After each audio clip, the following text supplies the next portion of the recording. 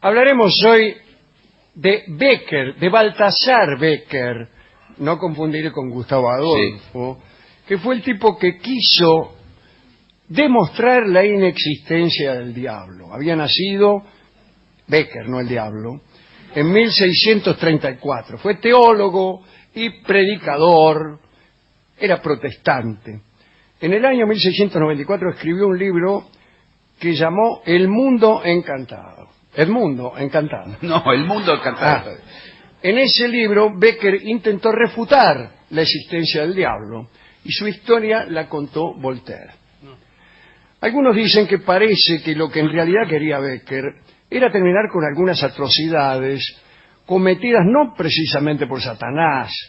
Por ejemplo, que las brujas fueran ejecutadas porque se suponía que habían sido tentadas o manipuladas por el diablo. O sea, sin diablo no hay bruja, ¿no? Bueno, en la época de Becker, que fue ministro del Santo Evangelio de Holanda, era holandés, el diablo gozaba de gran fama entre los teólogos de todas las comuniones. Apenas había pasado un siglo desde que el rey Jacobo había hecho imprimir su obra titulada Demonología, en la que reconocía los maleficios, los íncubos, los súcubos, y ahí se confesaba el poder del diablo y del Papa, que en su opinión era el único que podía sacar a Satanás del cuerpo de los poseídos. En Francia no existía un solo tribunal que no estuviera ocupado en juzgar causas de hechicería. Aquí hemos contado centenares, desde los demonios de Loudun en adelante.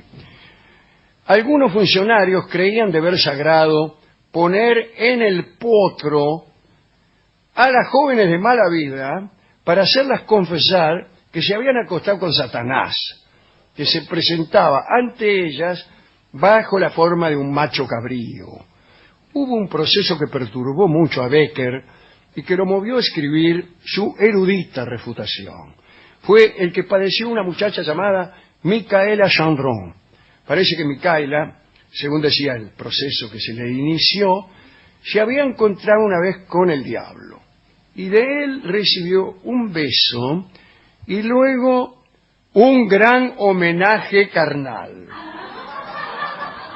Luego el diablo imprimió en el labio superior de esta chica y también en su busto, mucho gusto, sí, ¿qué tal?, el sello con que el diablo acostumbraba a marcar a sus favoritas.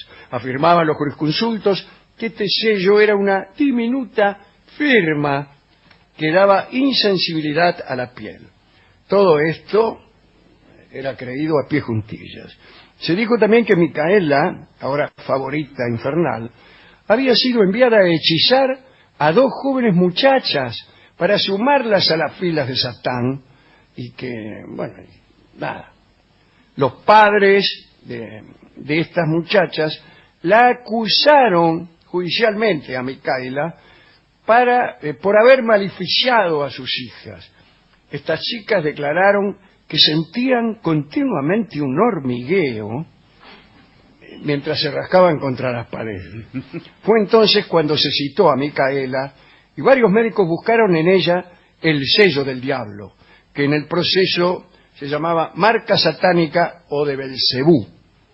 A Micaela le clavaron agujas en todo el cuerpo para buscar aquella marca insensible. Como es obvio, ella gritó. Se siguió buscando hasta que se encontró un pequeño lunar en una gamba. Y allí pincharon. Habían sido tan horribles los dolores del tormento que la pobre Micaela, que ya estaba agonizando, no lanzó ni un solo grito.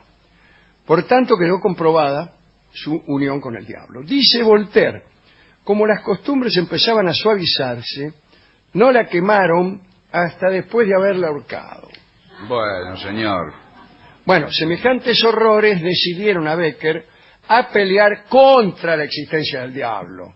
Se le advirtió que hacía mal en atacarlo, pero nadie consiguió que se diera a su propósito. Empezó por negar absolutamente todo el poder de Satanás, llegó a sostener su inexistencia. Becker hacía un enorme esfuerzo por borrar la mitad de un sistema religioso. Al principio dio muy malos argumentos. Decía, por ejemplo, si existiera el diablo, se vengaría de mí por la guerra que le hago. Sí. Bueno, y Voltaire agrega, si el diablo se hubiera visto a leer El Mundo Encantado, seguro que lo castigaría. ¡Qué malo! Becker indagó en las escrituras para consumar su refutación. Hizo lo que hacen todos los intelectuales. Buscaba los textos que eran favorables a la doctrina que quería sustentar y eludía los que le eran contrarios. Basta un ejemplo para dar cuenta de su método. Opinó que la serpiente que sedujo a Adán y Eva era una verdadera serpiente y no el diablo. En el Pentateuco, hacía notar Becker, no se llamaba nunca a la serpiente Satanás, ni Belcebú, ni diablo, ni nada. Si hubiera consultado seriamente la historia y los libros, Becker se hubiera encontrado con que el antiquísimo origen del diablo existía en la doctrina de los persas. Bueno, nuestro querido Ahriman, la H viene después de la Ahriman, o que era el principio del mal, así como Hormuz o Aura Mazda eran el principio del bien. Esa historia que hemos contado tantas veces, que hacían cruzar a las almas al morir por el puente Chimbat, que estaba tendido por encima del abismo de los infiernos, y abajo estaba Ahriman, y resulta que el puente se iba haciendo más chico para los malos. Si uno era impío y malvado, el puente se te hacía más chico, después te caías, te agarraba Ahriman y te liquidaba. Bueno, todas esas cosas hubiera podido encontrar Becker como antecedentes del diablo. Mozo Azor de la India, que se había rebelado contra Dios, Tifón en Egipto. Bueno, y cuando se estableció el cristianismo, se atribuyó un libro a Enoc, séptimo hombre después de Adán. Ese libro, que Becker conocía, vino a perturbar sus razonamientos, porque allí se hablaba de ángeles caídos. Ahí dice Enoch que el jefe de los ángeles rebeldes se llamaba Semiazas, y que sus ayudantes eran Aresiel, Atarcuf y Samsic. Estos se enfrentaron a los ángeles fieles, Rafael, Gabriel, Uriel. Dicen que la batalla se produjo no en el cielo, sino en una montaña del mundo. Los ayudantes de Semiazas, además, querían casarse con las hijas de los hombres. Bien. San Pedro, en su segunda epístola, aludió a lo escrito por Enoch y dijo: Dios no perdonó a los ángeles que pecaron y los lanzó al Tártaro, donde los tiene sujetos con cadena, los tiene. Era difícil que Becker pudiera contradecir pasajes tan formales que indicaran la existencia de ángeles caídos y la existencia del infierno. Para que no lo subyugara el libro de Enoch, dijo que ese libro no existía. Me hace acordar algunos razonadores contemporáneos. Le mostraron una copia, y entonces dijo que ya conocía esos textos, pero que eran apócrifos y que no eran otra cosa que el cúmulo de supersticiones inválidas, en lo cual tenía razón. Claro, Becker, para refutar la existencia del malísimo, destruía los pilares de la religión. Eso no se lo podían permitir. Al final, las autoridades religiosas le dijeron que no se metiera con el diablo. El que lo tocaba al diablo, los tocaba a ellos. Baltasar Becker fue excomulgado. Había luchado demasiado. Dice Voltaire, si Becker se hubiera dedicado a cortar las uñas del diablo, parecía Pepe Arias, Voltaire, sí. lo hubieran aplaudido. Pero, siendo sacerdote, querer matar al demonio le costó perder su jerarquía y su fe. El de Becker fue uno de los trabajos claves de la Ilustración temprana en Europa, que empezaba a pelear torpemente todavía contra la superstición.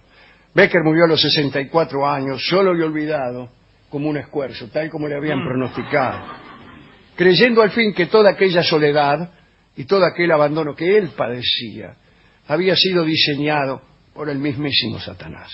Voltaire tomó el asunto y, siendo él mismo un luchador contra las falsas creencias, pero también casi un prerromántico, se permitió la siguiente gracia, escribió: Es una lástima que hoy en día ya no haya poseídos, ni magos, ni genios.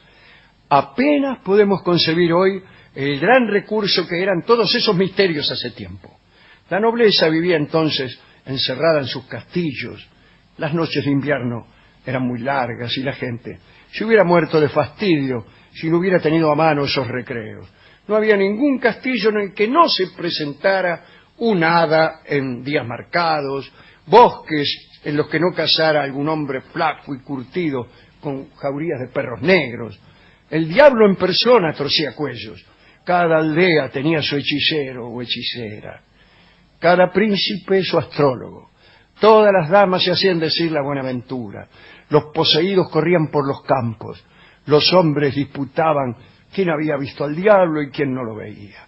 Todo esto era materia para conversaciones inagotables y todos los espíritus vivían con sobresalto. En la actualidad, termina Voltaire, jugamos insípidamente a la baraja.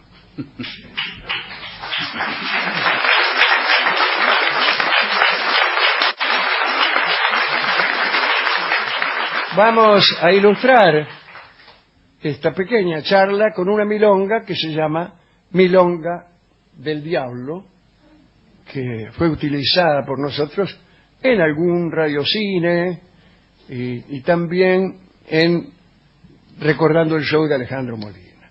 La canta en esta versión abreviada Martín O'Connor, un gran actor y cantante argentino.